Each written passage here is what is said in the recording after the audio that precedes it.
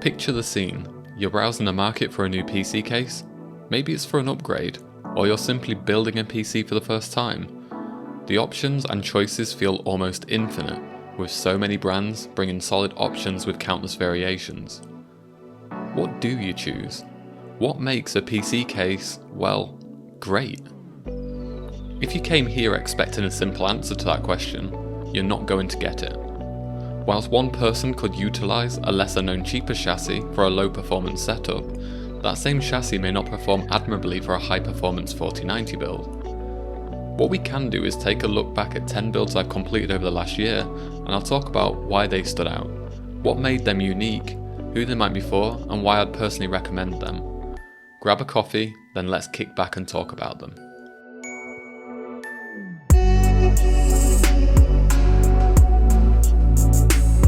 Let's kick things off with the North. The Fractal North chassis has rapidly become a staple in many homes over the last year thanks to its non-gamery modern aesthetic presence.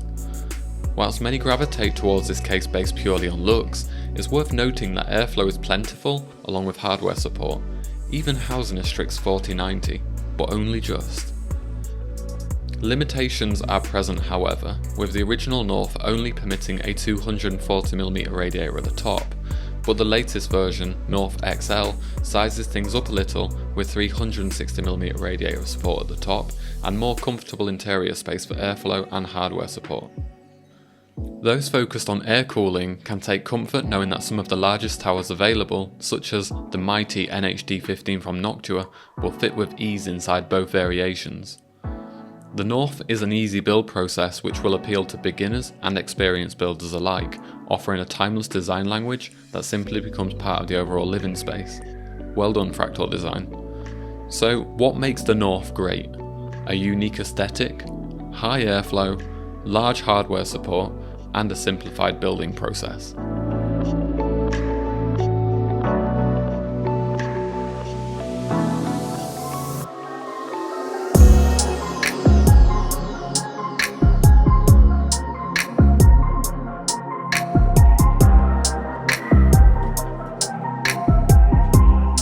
Affordable and practical, the Montech Sky Two GX punches way above its weight when it comes to price and performance. Coming in at around $70, the GX arrives complete with 3 140mm fans and supports up to 11 fans total. This one is designed for airflow on a modest budget. Notable features include motherboard support from ITX right through to EATX without occupying a huge amount of desk space. The removable side panel provides access for additional cooling support, and a hinged side door makes cleaning and maintenance easier than ever. The original Sky 2 brought panoramic views into the chassis for showcasing hardware, and whilst the new version doesn't replace it, what it does is bridge the gap for traditional case design with modern airflow requirements to suit a broad scope of systems ranging from low performance to high performance without compromise. Montech continue to show that quality products don't have to cost a fortune, and that's something I'm sure we can all support. Low cost, big airflow, and limitless hardware flexibility no matter the budget makes the Sky 2 GX a fantastic case in 2024.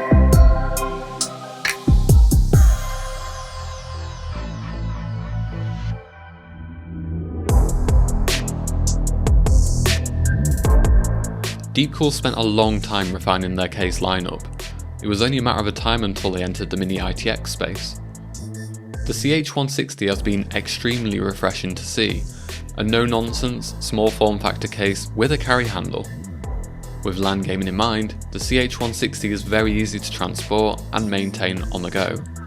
Whilst this one does not support radiators natively, its ability to house extremely large air coolers, such as the Assassin 4, make it quite a mighty small chassis indeed. The assembly stages couldn't be easier thanks to an intuitive internal layout offering plenty of space for longer graphics cards, whilst also retaining ample airflow throughout.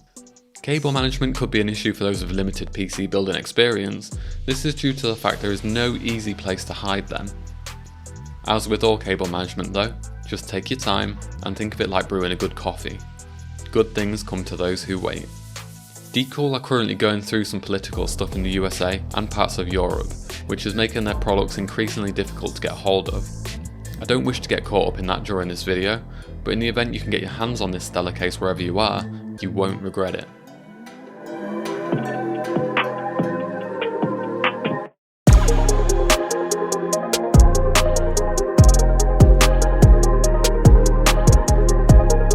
Lian Li once again collaborated with Dan Cases to bring us the A3, a relatively small form factor chassis with quite impressive hardware support relative to its size. The A3 can house two 360mm radiators along with the largest graphics cards currently available on the market. Internal modularity also comes in strong with multiple PSU locations including various heights up front and on the side panel. A mesh side panel increases overall ventilation quite significantly, but a glass panel can be purchased separately for those who favour aesthetics over performance. The A3 comes in a very modest and affordable $70 price tag, but it's obvious that some compromises have been made to meet this price point. It would be nice to see a mesh front panel to further increase the power supply airflow over the plastic version which is fitted as standard, but it's clear Lian Li took this approach to retain a low cost. Like the optional glass panel, I'm hopeful sometime soon there will be an add-on to purchase unique or airflow focused front panels, as this would be the icing on the cake for what is a well designed, very usable micro ATX case. Well executed airflow panel design, multiple internal configuration options packed into a low profile package makes the Dan Cases A3 a great choice for minimal or well packed gaming rig.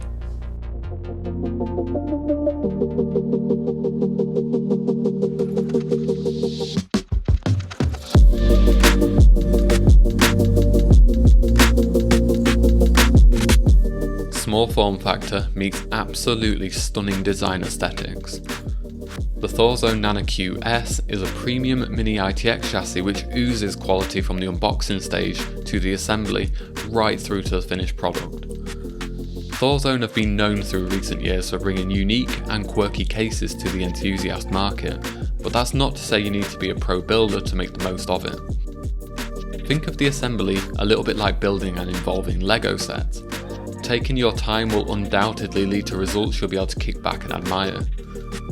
The NanoQ S, like many small form factor builds, comes with several hardware compromises. Graphics card thickness versus air cooler height will be the primary concern for most, but once you figure out which to give priority to, the rest simply falls into place around this. During my own build, I ran into a few pre-production issues which the Thorzone team were extremely quick and helpful with. This is something I admire from brands, a community-first approach to develop products, take on board feedback, and grow together. The NanoQ S will have you in awe from the moment it arrives, its only downfall being that it's hard to focus on the gameplay when it looks so good sat next to you.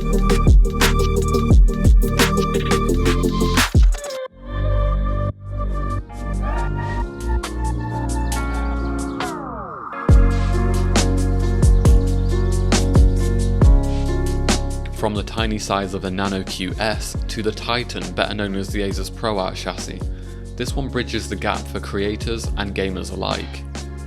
The PA602 has an abundance of unique quirks and features.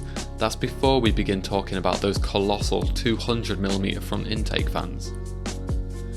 With creativity in mind, ASUS implemented a number of features to optimize workflow, airflow, and maintenance.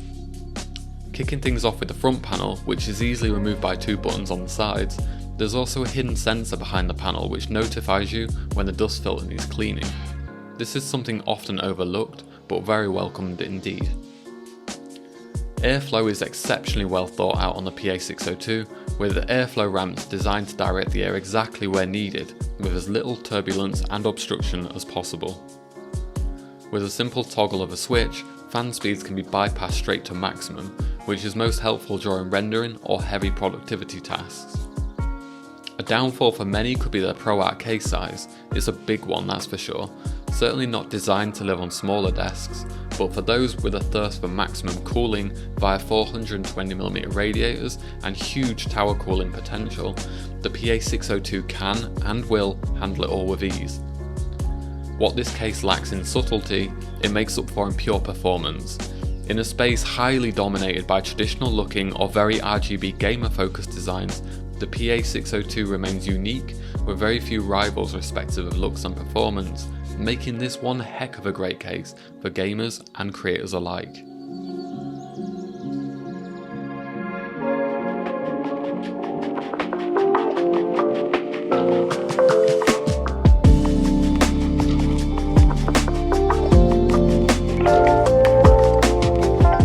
Phanteks have been making a solid name for themselves in the PC gaming space over the last couple of years.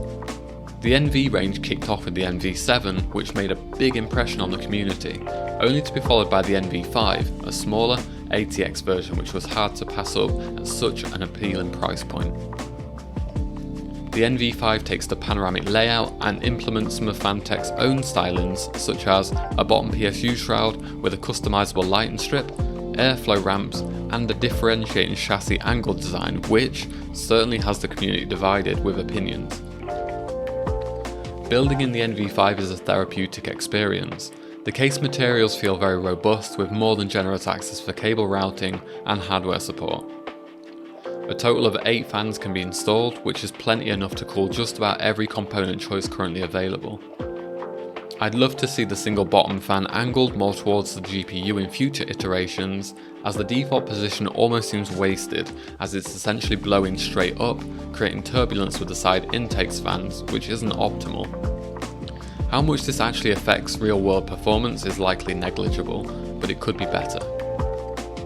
The NV5 can be built in so many different styles, offers brilliant support for custom loop cooling, but most of all can be picked up for a bargain price relative to overall build quality and performance.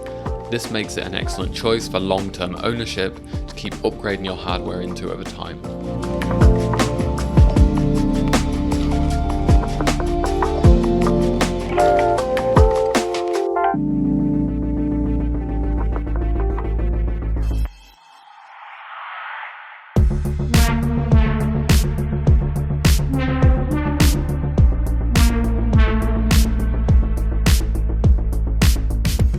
The Lian Li O11 is without a doubt a PC DIY icon at this point. Just when it feels like Lian Li have maxed out on different versions of the case, they go ahead and drop another. The Vision chassis takes the O11 dynamic that we've all grown to enjoy and strips it of top cooling in favour of aesthetics by implementing a solid glass top panel instead. This creates undisrupted viewing angles to truly showcase your hardware. Cooling options are of course greatly limited to the primary configuration of bottom intake and side exhaust, which is actually quite effective assuming you're not using an i9 and 4090 combination for example. Those tall feet on the O11 Vision allow for plenty of airflow to enter the chassis, keeping GPU temps and CPU temps both modest. As with all O11 cases, internal modularity is plentiful, with easy to remove hardware plates and simplified installation processes. Those feeling really brave should opt for the O11 Vision Chrome, the version which has mirrored glass finish. Filling this one with RGB creates a truly bizarre effect, where the case transforms from a reflective cube to an illuminated masterpiece once the lighting bursts through on power up. An iconic chassis aimed towards form over function, the O11 Vision is the perfect chassis for showcasing hardware with a very rich Lian Li building experience.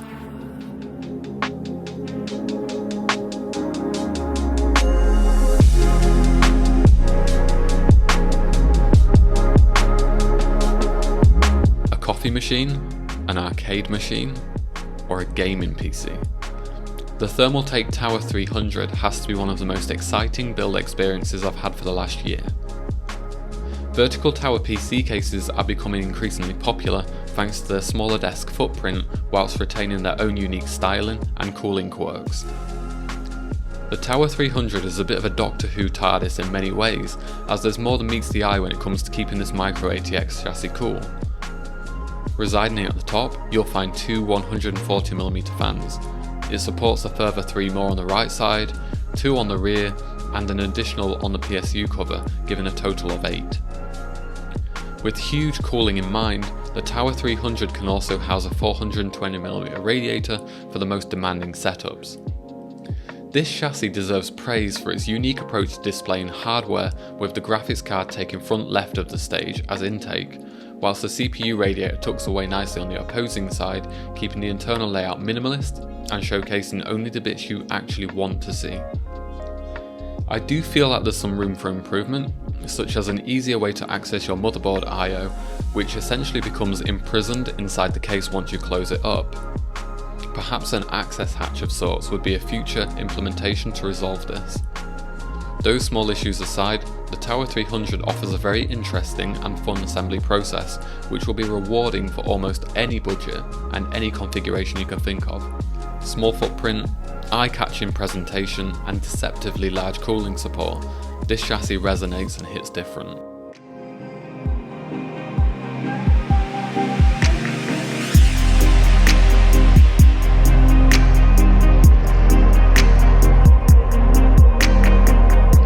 The NZXT H6 Flow is what I would personally define as an optimal modern gaming PC case. A relatively low cost, well balanced case which has been well thought out to tick the right boxes for basically any configuration. Panoramic views with directional rear side intake fans, they push airflow directly below the graphics card rather than towards the glass as we typically see in dual chamber designs. The recessed bottom intake fan location is best utilised for two 140mm fans. This keeps things clean with uninterrupted views and without GPU thickness limitations. As mentioned earlier in the video, I'm a bit of a sucker for those lower I/O ports, and the H6 has them in just the right place, being just a short reach away from your seating position. One of the H6's downfalls could be that the design language means it occupies a wider than average space on your desk, but assuming you have the space to accommodate, this is a non-issue, and it's easy to forget the width from a standard viewing angle. There are a number of cases currently available that offer similar cooling support overall, including NZXT's own new version of the H7 Flow, but the H6 stands proud with its unique angles, quiet operation, lower height and truly simplistic building process, which makes this one a real hit for almost anybody who's keen to assemble a new setup utilising new or existing hardware.